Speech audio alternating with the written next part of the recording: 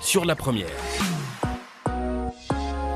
Et en direct du studio radio de La Première, nous recevons ce matin Chérifa Linossier, la présidente de la CPME, Thierry Belmont. Bonjour Chérifa Linossier. Du 20 au 23 mars dernier, dirigeants politiques et acteurs économiques se sont donné rendez-vous à Papeete pour les Pacific Business Days. Des rencontres qui ont permis d'échanger.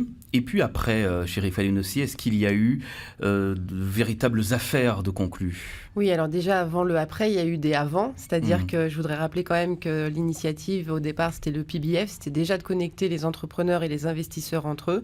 Et ensuite là on est monté à l'étage supérieur, on va dire, en y associant en fait le monde politique, puisque même si les chefs d'entreprise font des affaires entre eux, il faut ensuite lever certains freins qui sont importants au niveau des pays, comme les normes, comme le phytosanitaire, comme beaucoup de choses. Et là encore. Il fallait faire intervenir le politique, c'est-à-dire Philippe Germain qui était sur place notamment. Tout à fait, pour la Nouvelle-Calédonie. C'est indispensable, inévitable, visiblement. Tous les présidents de chaque pays étaient présents. Donc on avait les présidents des pays, les ministres de l'économie, puisque c'est aussi eux qui ont les portefeuilles dans chaque pays, et ensuite les chambres consulaires et les représentants du monde patronal. Donc maintenant qu'on a tous ces décideurs et tous ces acteurs économiques, est-ce qu'il y a eu des affaires de conclues concrètement ? Il y a eu des contrats de signés, et ça nous fait plaisir, parce que ce qui motive un chef d'entreprise, c'est de remplir son cahier de commandes, c'est ça qui est important. On voit bien aujourd'hui qu'en Nouvelle-Calédonie, le marché est trop petit. Donc, si on continue comme ça, on va se manger entre nous et ça ne va pas être bon. Donc, il faut aller chercher des affaires ailleurs et voir comment on peut créer ce réseau d'affaires dans la partie. Qui, alors ? On a conclu avec Fidji, on a conclu avec le Vanuatu, on a conclu avec la Papouasie-Nouvelle-Guinée. Là, on a un partenariat avec l'île de Pâques, parce que l'île de Pâques a beaucoup à nous apprendre sur son tourisme et notamment le tourisme écologique. Il faut savoir qu'il n'y a que 5000 habitants à l'île de Pâques et ils font plus de 100 000 touristes. Donc on a aussi des connaissances à apprendre des autres pays. C'est ça qui est intéressant. C'est au-delà de nos convictions en Nouvelle-Calédonie, le partage avec les pays de la région qui ont des mêmes problématiques d'insularité nous permet aussi à nous de réfléchir différemment. On a quand même l'impression qu'on a davantage à apporter à ces petits pays qu'à apprendre d'eux finalement. C'est là où il faut rester humble. Oui, on dit souvent que c'est un partage gagnant-gagnant, mais j'ai l'impression que... Alors en fait, on est recherché pour certaines compétences. C'est vrai qu'on a cette double casquette, on va dire, qui est un avantage pour nous et non pas un inconvénient, c'est-à-dire qu'on peut apporter de la méthode francophone, plutôt française, et on a aussi cette intégration régionale par le côté mélanésien. Donc pour nous, c'est une vraie opportunité. Donc, oui, c'est ça. Il faut pouvoir Mais eux, échanger. ils nous apportent quoi ? Ils nous apportent beaucoup de choses. Ils nous apportent aussi, par exemple, de la matière première qu'on n'a pas. On a beaucoup, nous, d'industrie de transformation, donc ça veut dire qu'il faut aussi, on ne peut pas tout produire en Nouvelle-Calédonie.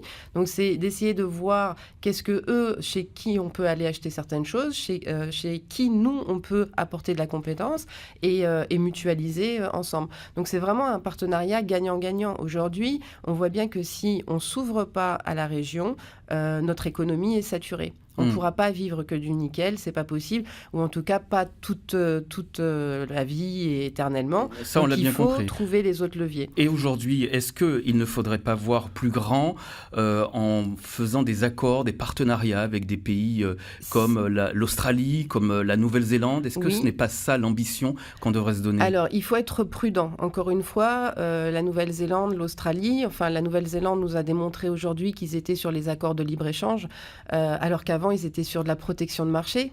Donc, ce pourquoi on est critiqué, mais on a bien raison de continuer à le faire. Et aujourd'hui, ils se sont laissés dépasser. Et aujourd'hui, la Nouvelle-Zélande referme les frontières. On ne peut plus acheter d'appartements en Nouvelle-Zélande. On ne peut plus commercer avec la Nouvelle-Zélande parce qu'ils ont été envahis par le marché chinois, par exemple. Donc, ça veut dire qu'il faut être prudent. Mais tout ça, ça se négocie. C'est-à-dire qu'il faut qu'on arrive aujourd'hui, comme on a la compétence du commerce extérieur, à trouver des équilibres gagnant-gagnant. C'est-à-dire il faut protéger nos populations parce que c'est protéger une entreprise, c'est protéger le travail en fait de la population calédonienne et en même temps s'ouvrir suffisamment pour créer cette dynamique. Donc d'où l'importance de ces échanges et d'où l'importance que ça doit se passer au niveau des pays. Ça veut dire que c'est plus compliqué avec certains pays, enfin certains gros pays, il y en a deux, l'Australie et la Nouvelle-Zélande. On l'a vu, il y a des discussions qui sont en ce moment menées avec la Nouvelle-Zélande sur les questions phytosanitaires. Ça veut dire que même importer l'agroalimentaire, c'est compliqué. C'est très compliqué, c'est-à-dire qu'aujourd'hui aujourd'hui, on n'arrive pas à vendre notre viande et nos saucissons, etc. en Australie. Donc, à un moment donné, nous, on achète en Australie, on voyage en Australie, on fait beaucoup de tourisme en Australie. Donc, ça veut dire qu'il faut trouver des terrains d'équilibre. Et ça s'appelle du commerce extérieur. Donc, on sait que Fidji prend le lead dans la région. Fidji prend le leadership au niveau commerce dans la région. Donc, on a été rapproché, bien sûr, par Fidji pour voir quels sont exactement les échanges qu'on peut avoir. Donc, je pense qu'il faut rester cohérent sur la dynamique commerciale.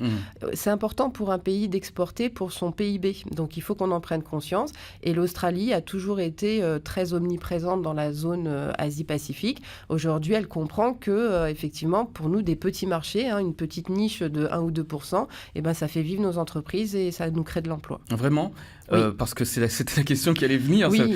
On a ces échanges-là, on a vu qu'il y a des avancées avec les petits pays de la région, mais ça nous apporte quoi à nous, simples Calédoniens ? Est-ce qu'il y a effectivement ces emplois directs ? Les chefs d'entreprise sont très contents parce qu'ils ont signé des contrats. Encore une fois, on n'est pas sur de la poudre de parlimpinpin, c'est vraiment des contrats qui sont signés. Ça veut dire qu'aujourd'hui, on les accompagne, nous, à pouvoir mettre en place les choses. Mais comme je vous dis, on a encore des freins qu'il faut lever. On a parlé de l'aérien. Aujourd'hui, si on veut commercer avec la Polynésie française, par exemple, c'est nos plus proches voisins. Ils vont avoir un grand chantier du BTP dans 3 ans. Les entreprises calédoniennes pourraient aller travailler puisque nous, on est saturés en grands chantiers en Nouvelle-Calédonie. On ne pourra pas avoir 15 milliards de gros chantiers en Nouvelle-Calédonie. Donc, il faut bien qu'on aille l'expertise, les compétences et les savoirs des entreprises calédoniennes. Ça serait bien qu'on puisse aller échanger avec la Polynésie française, par exemple. On est resté sur un tout petit contrat qui concernait la perle et la crevette. Aujourd'hui, il y a peut-être d'autres choses qu'on peut mettre en place, notamment le numérique. Donc, le numérique a fait mouche dans la région. Ça veut dire quoi concrètement, Chérif Ali-Nossier ? Ça veut dire qu'il y a des emplois qui peuvent se créer dans la région. Ça veut dire que des personnes confirmées qui ont des compétences peuvent aller exercer via des entreprises calédoniennes. Exactement. Donc nous, on est à maturité pour ça. Les entreprises calédoniennes, aujourd'hui, elles ont prouvé qu'elles étaient à maturité pour ça. C'est pour ça qu'on a besoin d'être accompagnés. Vous parlez à juste titre de la formation. Il faut qu'on ait des équivalences de diplômes maintenant. Voilà, si vous avez un ingénieur en Nouvelle-Calédonie qui a été formé avec un cursus, on va dire, français, il n'a pas l'équivalence en Nouvelle-Zélande, en Australie ou en Papouasie-Nouvelle-Guinée. Donc ça ne va pas. Ça veut dire que pour qu'on puisse faire reconnaître nos compétences et la Calédonie, il faut aussi qu'on travaille sur le volet formation. Donc vous voyez, il y a toute une déclinaison en fait qui va se mettre en place de choses. Si on veut faire de l'intégration régionale, on n'a pas de choix de penser à tout ça en amont en fait. Et tout ça, ce sera concret quand ? C'est déjà concret. Ouais. C'est-à-dire que depuis PIBF, déjà, il y a déjà eu Il y a des gens qui sont partis ? Oui. Alors là, vous savez qu'il y a le contrat de la SLN sur la scorie. C'est-à-dire qu'aujourd'hui, on peut valoriser nos déchets. C'est une filière qu'on n'exploite pas suffisamment en Nouvelle-Calédonie, qu'il faut encore mieux structurer. On peut aujourd'hui valoriser nos déchets. Donc, vendre de la scorie, c'est faire des digues dans des pays où ils ont des soucis au niveau des digues. Donc là, encore une fois, il y a des contrats qui sont en cours. Après, il faut lever les freins administratifs. Et là, aujourd'hui, on est bloqué par ces freins administratifs parce que nos pays de la région, maintenant, via le Forum des îles, par exemple, doivent travailler sur les sujets qui vont favoriser, en fait, ces échanges commerciaux. L'un des sujets qui va favoriser les échanges commerciaux, c'est le transport maritime, transport aérien. Chérif Ali-Nossier, il y a eu une conférence sur ce thème lors du Pacific Business Days. Le problème est sérieux dans ce secteur. Finalement, on n'a pas de véritables échanges au niveau maritime ni aérien. Non, et puis alors, on a fait la démonstration lors de cette conférence qu'on a fait une cartographie en fait avec toutes les lignes aériennes. C'est hallucinant, c'est-à-dire qu'on perd de l'argent, on perd en termes de coûts, on parle du réchauffement climatique, l'indice carbone, etc. C'est extraordinaire, alors que des avions, des plus petits avions inter-îles, c'est largement suffisant. Sinon, on arrive à avoir 2 à 3 avions pour la Polynésie française, Wallis et Futuna, Fidji, Papouasie-Nouvelle-Guinée. C'est ça qui va favoriser aussi les échanges. Les gens, s'ils ont besoin de se voir, il faut qu'ils puissent soit voyager par les airs, soit voyager par la mer pour le côté fret. Ça veut dire quoi ? Ça veut dire que travailler, il faut revoir, c'est créer les conditions favorables. Tout à fait, complètement. C'est-à-dire qu'au lieu de zoomer l'Europe... On est dans cette dynamique-là ? Oui, on est dans cette dynamique-là. Jusqu'à présent, on avait cette attache à la France, à l'Europe, etc. On allait voir les marchés de l'autre côté de la planète. Et on a oublié de zoomer notre région du Pacifique. Et notre région du Pacifique, il y a des leviers de croissance, d'échanges économiques avec nos pays voisins. Et ça, c'est ce qu'il faut atteindre aujourd'hui. Bon, on verra verra si vous avez raison dans les années à venir. On n'a pas le choix, Oui. de toute façon, que d'observer. Chérifa Linossier, présidente de la CPME, vous restez avec nous, on en parle encore à partir de 7h05. L'invité de la matinale sur La Première. Il est 7h06, deuxième partie avec notre invitée, Chérifa Linossier, la présidente de la CPME. Vous êtes bien sûr attendue, invitée à nous téléphoner au 258 et s'il vous plaît, n'attendez pas le dernier moment pour prendre le téléphone. Thierry Belmont. Oui, on parle des Pacific Business Days qui s'est déroulé du 20 au 23 mars à Papeete, en Polynésie française. On a bien compris, Chérifa Linossier, que vous donnez l'occasion aux entreprises de faire des accords commerciaux avec les pays de la région. Plusieurs accords d'ailleurs sont en cours actuellement. Mais est-ce que vous donnez la possibilité aux jeunes entreprises qui veulent s'investir dans les pays de la région, de pouvoir le faire ? C'est-à-dire, est-ce que ce ne sont pas uniquement des opportunités pour les entreprises qui ont déjà une assise, qui sont déjà ancrées économiquement en Calédonie ? Non, les entreprises qui sont déjà ancrées sont des exemples justement pour les entreprises, les petites ou les startups qui souhaiteraient s'initier. Aujourd'hui, ce qui est dommage, c'est qu'on soit obligé de faire la démonstration qu'on est capable de faire. Mais c'est pas grave, il faut qu'on le fasse. C'est-à-dire que l'exemplarité des entreprises qui sont déjà dans le régional, c'est un moyen de convaincre les nouveaux chefs d'entreprise ou les futurs chefs d'entreprise ou ceux qui n'ont pas encore osé en fait l'export, de dire ça marche, ça existe, venez et vous allez voir que c'est possible. On souffre d'un complexe en fait de se dire qu'on peut pas faire concurrence à l'Australie, la Nouvelle-Zélande, etc. Mais monter une entreprise, une boulangerie ou une pâtisserie avec notre savoir-faire en Nouvelle-Zélande ou en Australie, vous allez voir comment vous allez gonfler votre chiffre d'affaires.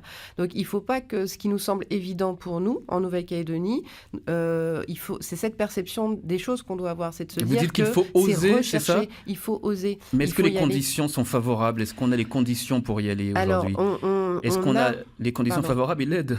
On n'a pas encore compris l'intérêt. C'est-à-dire que la démarche de l'export, et ça c'est tout le travail du cluster Avenir Export ou NCTI maintenant, c'est aussi d'arriver à convaincre. Ce qui est dommage, c'est qu'il faut convaincre et nos politiques, et la population, et les entrepreneurs. Ça fait un peu beaucoup quand même. Donc l'exemple de montrer que ça a marché... Ça fait un peu beaucoup pour donner envie d'y aller, effectivement. C'est ça, exactement. Donc du coup, il faut expliquer aux gens que c'est réalisable, que c'est faisable, quelle que soit l'activité. L'artisanat, par exemple, on a invité le président de l'U2P à venir aussi présenter ces entreprises de l'artisanat parce que en fait il y a une vraie valeur ajoutée au niveau mondial. Ce qu'il faut comprendre, c'est que les gens viennent chercher de l'authenticité, c'est-à-dire qu'ils veulent plus acheter des trucs copiés, collés, tout fabriqués, voilà. Ils veulent de l'artisanat fait main, c'est-à-dire que ça c'est une valeur ajoutée, montrer qu'on est capable de faire. Alors bien sûr on va pas envoyer 100 tonnes, mais si on commence par collecter l'artisanat local et ensuite l'exporter sur un pays, et c'est de la valeur ajoutée,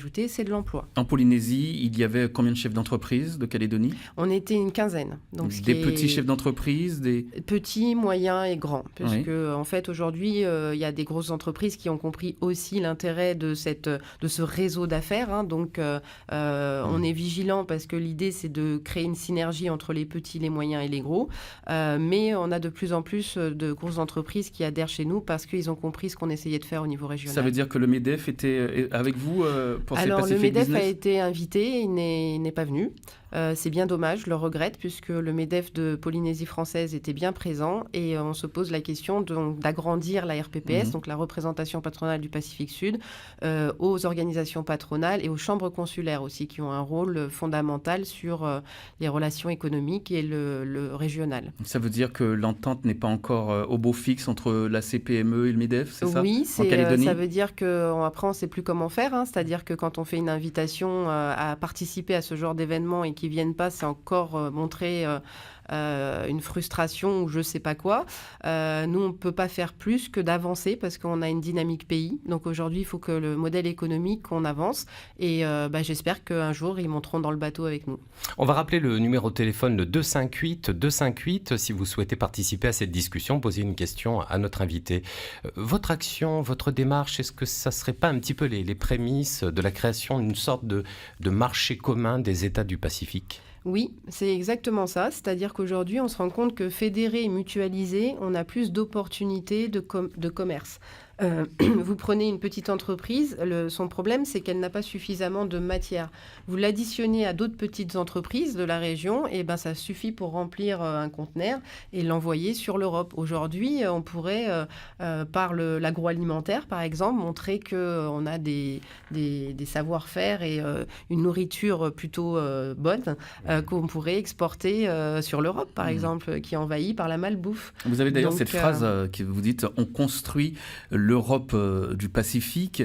C'est une belle phrase, mais est-ce que c'est une phrase qui est vraiment réelle, concrète, quand on voit qu'il reste tant à faire, Chérif Ali Nossier, oui. Quand on voit qu'on n'a pas de route maritime, qu'on n'a pas ni aérien, que les entreprises, les jeunes entreprises, les conditions, en tout cas pour s'implanter dans les pays de la région, ne sont pas encore là, ça paraît c'est pour ça qu'il faut être croyant. Hein. C'est un combat qu'on mène. Hein. C'est une vision de politique économique, donc c'est un combat. Et on sait que les combats sont souvent longs.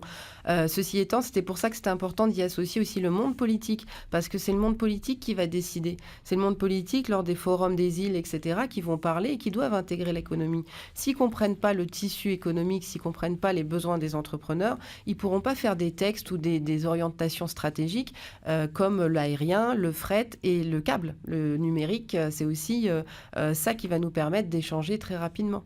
Aujourd'hui, on peut commercer... N'oubliez pas qu'il y a l'économie de l'intelligence. Et ça se véhicule par le câble. On part au standard, puisque Ernesto a composé notre numéro de téléphone. Bonjour. Ernesto, bonjour, soyez le bienvenu. On vous écoute. Oui, je voulais pour dire madame pour le problème économique en Nouvelle-Calédonie qui se passe à ce moment, le marasme un peu. Oui, avec la vie chère et tout, je voulais dire que voilà, pour changer tout ça, il faut rebattre les cartes en Nouvelle-Calédonie. Donc l'occasion se présente là, en 2018. Faut faire un vote sanction pour aller vers quelque chose pour remettre les choses en pied d'égalité, quoi. Parce qu'ici, on vit dans une économie de comptoir, vous voyez. Il y a des gens qui ont tissé des réseaux ici depuis pas mal de temps et qui font l'appui le beau temps, quoi, si je puis dire. Oui. Voilà, c'est inégal, quoi. Merci Ernesto pour votre commentaire, Chérif Ali Nossier. Oui, alors je comprends ce que veut dire monsieur. Ce qu'il faut, c'est ces fameuses réformes. Encore une fois, on voit la réforme comme quelque chose de mal. La Nouvelle-Calédonie est arrivée au bout d'un processus. Ça a marché, tant mieux pour ceux qui ont réussi. Aujourd'hui, il faut qu'on refasse des réformes, qu'elles soient fiscales ou sociales, pour que ça puisse avancer.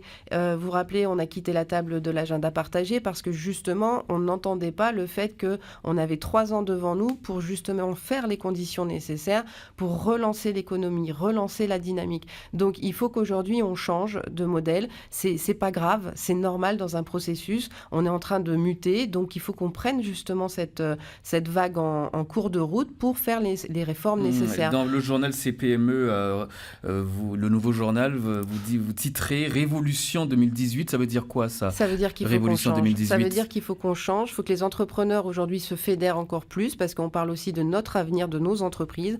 Donc aujourd'hui, il faut qu'on ait une vraie vision de politique économique sur laquelle nous, on va se battre. Et c'est les notre petits patrons veulent faire leur révolution. On va faire notre révolution. Mais est-ce que les petits patrons ont les moyens de se battre contre les gros ? On a toujours les moyens. 98% du tissu économique calédonien sont des petites et très petites entreprises. Nous ne sommes pas négligeables. C'est-à-dire qu'à chaque fois, on minimise en disant petit, mais on n'est pas si petit que ça. Et aujourd'hui, cette vague qu'on est en train de mettre en place, si on a réussi à la faire au niveau régional, on va bien réussir à la faire au niveau local. C'est là un changement de mentalité, mais il faut qu'on change nos pratiques. Et ça, de toute façon, qu'on le fasse, excusez-moi, je vous coupe, mais qu'on le fasse au forceps ou qu'on le fasse en bonne intelligence, on préférerait que ça soit en bonne intelligence, mais ça se passera. Mais un petit patron est appelé à devenir un gros patron et avec les mêmes mauvais comportements, finalement. Peut-être pas. Vous savez, le monde économique change. Aujourd'hui, je suis plus sûre qu'il y aura des grosses entreprises. Il y a des gens qui veulent être...